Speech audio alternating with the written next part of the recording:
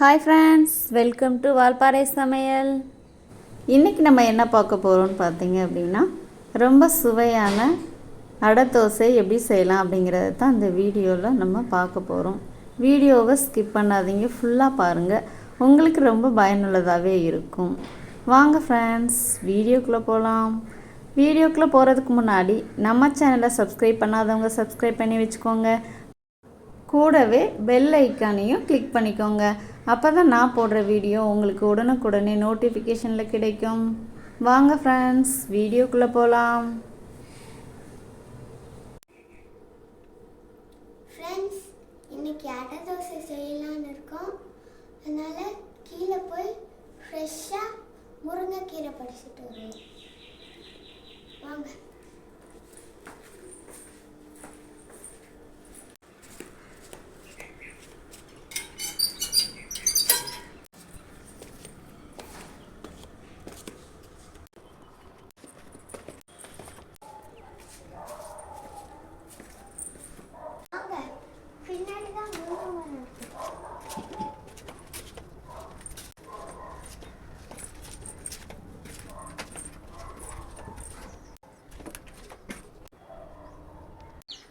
எங்கள் மரத்தை பாருங்க, இதான் எங்களோட முருங்கை மரம்.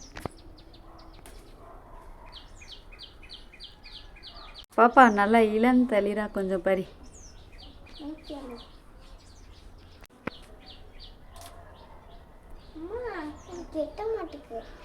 எட்டரை வரைக்கும் பாருங்க.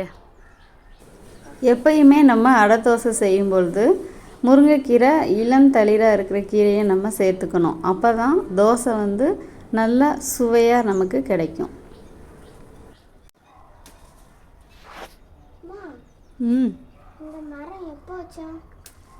இந்த மரம் பிப்ரவரி மாதம். இப்போ எத்தனை மாதம் ஆச்சு? மார்ச், ஏப்ரல், மே, ஜூன், 4 மாதம் ஆச்சு. ஒரு தோழி தான் கொடுத்தாங்க இந்த முருங்கைக்கட்டை.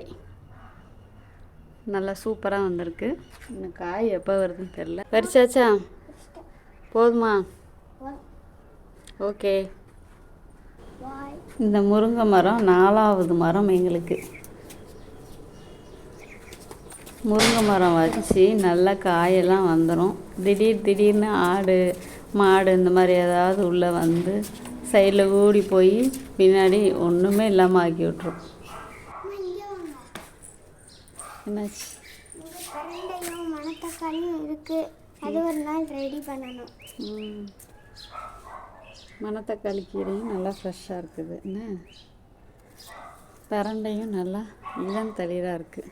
இது ரெண்டையும் ஒரு நாள் துவையல், முருங்கைக்கீரை பொரியல் ரெடி பண்ணலாம். என்ன வாங்க. போதும், ஆனாலும் கம்மியாக தான் தெரியுது. கொஞ்சமாக பறிச்சுக்கலாமான்னு நினைக்கேன். எப்படி மேடம் 2வது இறங்கி வர்றதுக்கு ரொம்ப வருத்தப்படுவாங்க. ஃப்ரெண்ட்ஸ், நான் பறிச்சது பத்தலைன்னு 2வது தடவை போய் பறிச்சுட்டு வந்திருக்கு. இப்போ இந்த முருங்கைக்கீரையை கொஞ்சம் க்ளீன் பண்ணி எடுத்துக்கலாம்.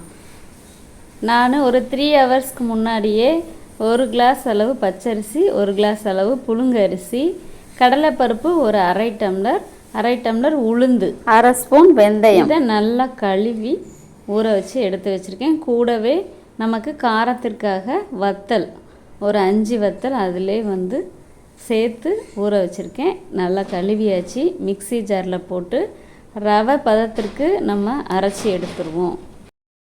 ரொம்ப மையாலாம் அரைச்சிடக்கூடாது. தோசை பார்த்தீங்க அப்படின்னா வலுவலுன்னு இருக்கும்.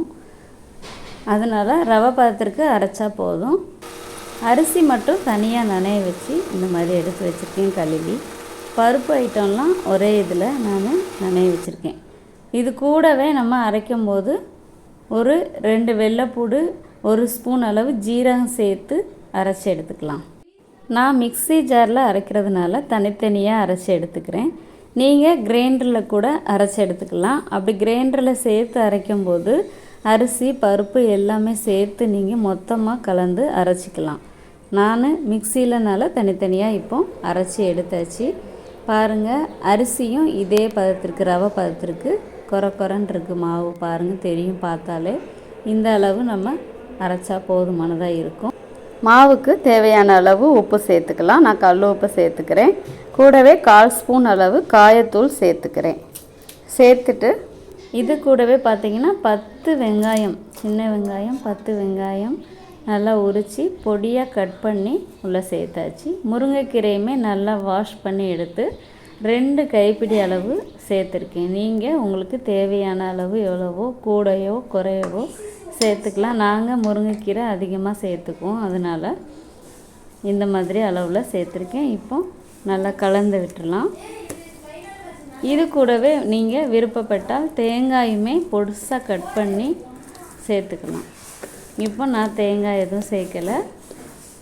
மாவை நல்லா கலந்து விட்டுருவோம். நல்லா கட்டி பதமாக இருக்கிறனால கூட கொஞ்சம் தண்ணி சேர்த்துக்குவோம். சேர்த்துட்டு ரொம்ப தண்ணியாகவும் ஆயிடக்கூடாது. இட்லி மாவு பதத்துக்கு இருந்தால் நமக்கு போதுமானதாக இருக்கும். நான் வத்தல் கம்மியாக தான் போட்டிருக்கேன். ஏன் அப்படின்னா குழந்தைங்க சாப்பிட்றதுனால அதிக காரமாக இருக்குது அப்படின்னா சாப்பிட மாட்டாங்க. அதனால் கம்மியாக தான் ஒரு 5 வத்தல் அளவு தான் நான் சேர்த்துருக்கேன். அது காரம் கம்மியாக தான் இருக்கும். உங்களுக்கு காரம் கூடுதலாக தேவைப்படுது அப்படின்னா நீங்கள் கூடவே 2-3 மிளகாய் வத்தல் சேர்த்து அரைச்சி எடுத்துக்கலாம். இப்போ கல் நல்லா காஞ்சிருச்சு. தோசை ஊற்றிடலாம். பாருங்கள், பெரிய குழிக்கரண்டினா ஒரே ஒரு கரண்டி மாவு போதும். சின்ன கரண்டியாக இருக்குது அப்படின்னா நம்ம 2 கரண்டி அளவு ஊற்றி, உங்களுக்கு எந்த அளவு தேவைப்படுதோ அந்த அளவுக்கு தோசையை நம்ம சைஸ் சிறுசாவோ பெருசாவோ ஊற்றிக்கலாம். ஊற்றி சுற்றி நம்ம எண்ணெய் ஊற்றிக்கலாம். எண்ணெய் ஊற்றி மீடியம் ஃப்ளேமில் வச்சு நம்ம வேக விடுவோம். ஒரு 2-3 நிமிஷத்தில் நமக்கு அழகாக வெந்து கிடைக்கும். இப்போ அது கருகிராமல் டக்குன்னு திருப்பி போட்டுடலாம். அதே மாதிரி இந்த பக்கமும் ஒரு 3 நிமிஷம் வெந்தால் போதும். நமக்கு ரொம்ப சுவையான சூடான அடை தோசை தயாராகி விட்டது. இப்போ வாங்க, இது கூடவே நமக்கு தேங்காய் சட்னி காம்பினேஷன் ரொம்ப சுவையாக இருக்கும். நான் தேங்காய் சட்னியும் கூடவே சாம்பாரும் வச்சுருக்கேன். இப்போ 2ஐயும் வச்சு நம்ம ஷேர் பண்ணிடலாம்.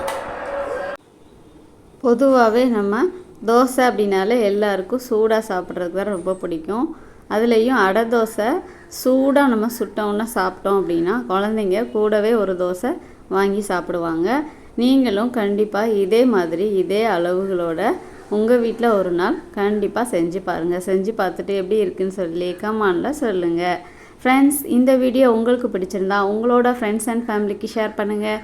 எங்களோட வால்பாறை சமையலுக்கு மறக்காமல் சப்ஸ்கிரைப் பண்ணுங்கள். மீண்டும் அடுத்த வீடியோவில் சந்திக்கலாம். பாய். தேங்க்ஸ் ஃபார் வாட்சிங்.